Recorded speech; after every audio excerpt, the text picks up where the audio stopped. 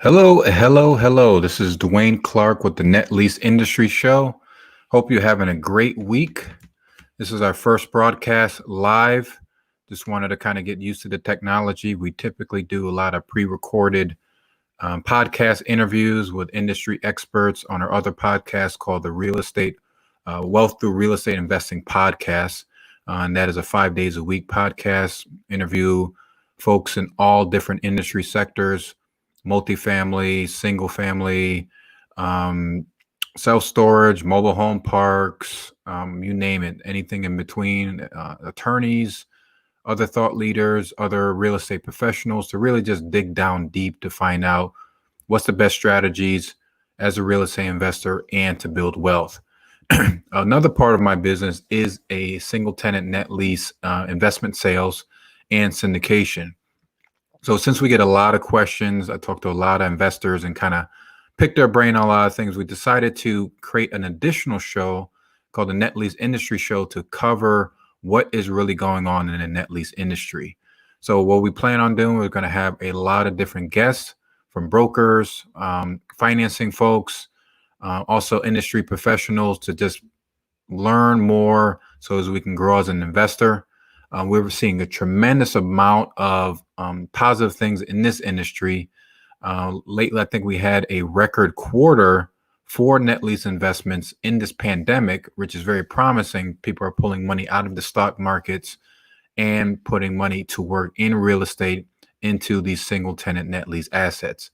So before we kick things off, we're going to go through and just kind of give a broad 30,000-foot view of the industry, kind of let you know what it's about if you're particularly curious, because a lot of the people who approach us that wants to buy these types of assets, they really kind of know what it is. And a lot of time we're doing a lot of education to inform them that this is a certain type of asset that is something that you should consider outside of the traditional ones of multifamily and self-storage and those things, types of thing. So just a broad definition of what a single tenant net lease investment is. It's an investment into a freestanding building to a local, regional, or corporate tenant. This tenant pays the rent in addition to some or all of the expenses, which can include taxes, insurance, maintenance, and repairs. So the benefit of that is you're dealing with one tenant. The con of that is you're dealing with one tenant. But we're typically looking at it from a real estate perspective. It's a good location, and of course, the quality of the tenant. And we'll also break that down later on in the show. Some more benefits of investing in that is that you may have little to no landlord responsibilities. And that's probably one of the biggest draw to this type of investment is that it's pretty hands-off. We call it mailbox money. So if you have for an example, CVS Pharmacy is a popular traditional net lease tenant in this space. They typically have a lease structure where the tenant is on an absolute triple net lease where they're paying all of the bills, even the taxes directly, and the landlord owns the deal. They get the rent check each month, and it's pretty much hands off. So anybody falls on the property, the tenant deals with that directly. If there's any lawn that needs to get cut, they have to fix the roof or any of those things, they deal with it directly. So that's the main benefit. And the flip side, the con of that is, of course, you're dealing with just one tenant. We don't expect a size tenant of CVS to go bankrupt. Is it possible? Yes. So if they ever went bankrupt and then they leave the building, then you're stuck with an empty building that you have to release. So that's the flip side of that. The other positive is you have the ability to buy in the best states. So a lot of my clients, they're on the coastal areas, California, New York, New Jersey, high tax, high regulated states. They don't see any benefit of owning properties in their local marketplace.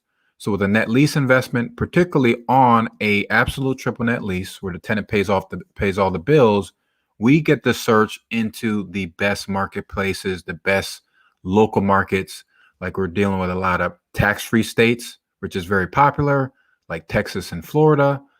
places that are seeing tremendous job and population growth, like South and North Carolina. So that's the areas that you can invest in compared to maybe a duplex or a 4 unit where you may have a property manager, but you have some type of landlord involvement. And some people, depending on their investment strategy or their long-term goals, this may make sense for you. On the flip side, you're not going to get a high return as if you're going to get with an apartment building, in particular, like a value add type of deal where you're putting in some money or sweat equity, and you're going to get a higher return on that investment.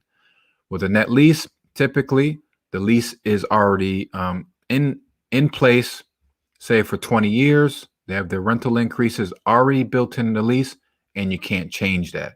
So that's the difference there. With an apartment, you typically working with 6-month or monthly or yearly lease.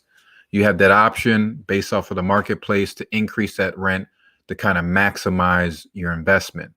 But then again, it all depends on your overall investment strategy, what you're looking to do, and what type of return profiles you're looking at.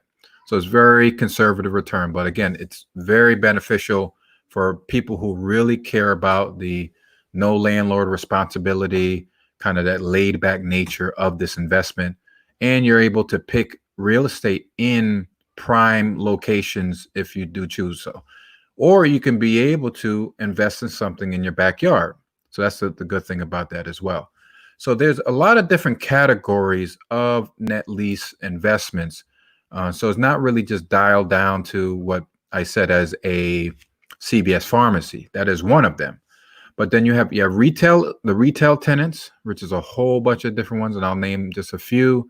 You have industrial, you have big box stores, pharmacies, convenience stores, and gas stations. You have automotive tenants, medical, educational, office, and even government, both local and federal government. So there's a lot of different types that you can choose from.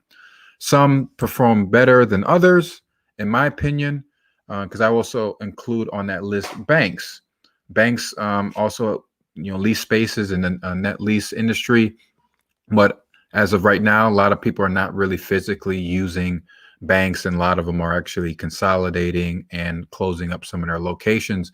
So I'm not really bullish on that sector like I used to. But just to name a few, starting with the automotive industry, you have like Advanced Auto Parts, AutoZone, Firestone, Caliber Collision, Jiffy Lube, O'Reilly Auto Parts, all great tenants.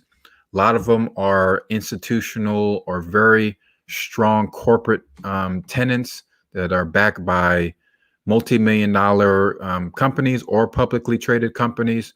Because when we're talking about the type of tenant that you decide, you want to make sure that they have a guarantee that you're comfortable with. Some of them may be, we're going through a couple examples, franchise level tenants, very mid-regional size or statewide tenants, or very large publicly traded tenants, which we call institutional grade. So depending on your risk tolerance and the whole overall investment strategy, which is a combination of the real estate and the location and the tenant's guarantee, those are stuff that you need to consider. Going down the list again for big box, some place, and these are all name brand places that people shop, do their laundry, get fast food at each and every day. So we're very familiar with these brands. Hobby Lobby, Tractor Supply Company, Walmart, Lowe's, Home Depot. For casual dining, like Applebee's or Buffalo Wild Wings, Olive Garden, Red Lobster. For convenience stores, 7-Eleven, gas stations, Circle K, Sheetz, and Wawa. You have some of the dollar store tenants, like Dollar General, Dollar Tree, and Family Dollar. Educational tenants like the Learning Experience. Grocery tenants, Aldi, Safeway, Stop and Shop, medical, DaVita Dialysis Center for seniors. You have some dental tenants, some urgent care, pharmacies, CVS, Walgreens, Rite Aid, just to name a few. Fast food, which is a pretty long list, but you have some of the big boys like Chick-fil-A, Burger King, McDonald's, KFC, Pizza Hut, um, and like retail, LA Fitness, gyms, and things like of those sorts. So there's many different, like a really long list of options that you can choose from that fits again your investment strategy and your preference. And then each tenant also have a different range of returns and lease structures. And we'll also go on those in subsequent um, live streams as well. And so that's something to consider. Kind of pointing back to what I talked about earlier, the net lease industry has done surprisingly very well in the commercial sector. Everything pretty much got hit during COVID. It's still going through its growing pains as we continue to try to flatten out the curve and get people back to work. But we had what they call the essential tenants, which were open and operating and doing very well, that people were shopping at and visiting during this pandemic. Some of those places which we all been to, some of the big box stores like Walmart or Costco, Amazon. It's been tremendous amount of stuff going on there. And I'll talk a little bit about the e-commerce aspect of it. Home Depot, Kroger, Dollar General, Dollar Tree, Lowe's, and Safeway and Albertsons, just to name a few, all companies that are hiring. For example, alone Walmart, I'm not sure when the actual date that they said they will hire this amount, but 150,000 people that they're going to hire because of just the pure demand of the services, and they just need to be open and they just need to keep business going because people need groceries. They need common everyday supplies.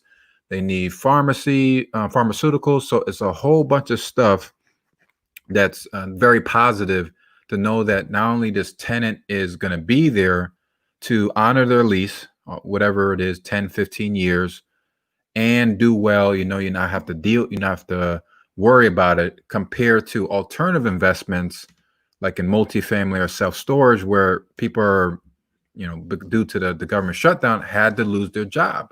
So how are they going to pay their rent? So that's something that people really consider to, in essence, get a low return, but then get a safer return. So that's kind of the main benefits that we're dealing with here.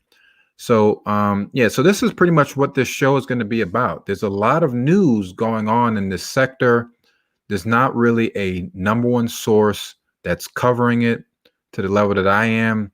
I talk a lot about this to my investor base and to my buyers to keep them informed of what's going on in the industry and just kind of keep a pulse of the market. So when people are looking for alternatives outside of the main traditional real estate investments, you have this option. You have all of the news and sectors. Well, also each week, where we plan on doing at the very least on Fridays, is have this show. We're going to do a little kind of how-to tutorial strategies, kind of cover a lot of the different nuances in this investment space, and also cover all of the news. We're going to be covering a lot of the tenants, whoever's making news. Like, for instance, I think the last 2 weeks, Dunkin' Donuts, Pizza Hut were in the news for announcing a lot new hires at all of their stores. So that's something to consider, because if you're going to consider buying one of these tenants, it's good to hear that they're doing very well. And then that's something like a tenant that you can actually consider to buy. So again, each week we're going to kind of break down some strategies, and we plan on bringing on some guests that will be commenting on the news. And these will be people that are heavily in the net lease space, either on the brokerage side or on the legal side or news reporting side, just so we can get up-to-date news, so you guys can be top of your game when in dealing with the net lease industry. So that's pretty much all I had for today, just to kind of go over the basics, let everyone know what we're going to be covering in the show, want everybody to look out for it. For as of right now, our schedule is going to be on Fridays, typically at 11 a.m. Eastern. We'll adjust that accordingly once we put out some surveys to see, what is the best schedule moving forward that's convenient for everyone. We'll be live streaming this on YouTube and eventually on other social media platforms. So just keep a lookout for that. Again, we really appreciate it. This is Dwayne Clark with the Net Lease Industry Show. Take care and have a great day.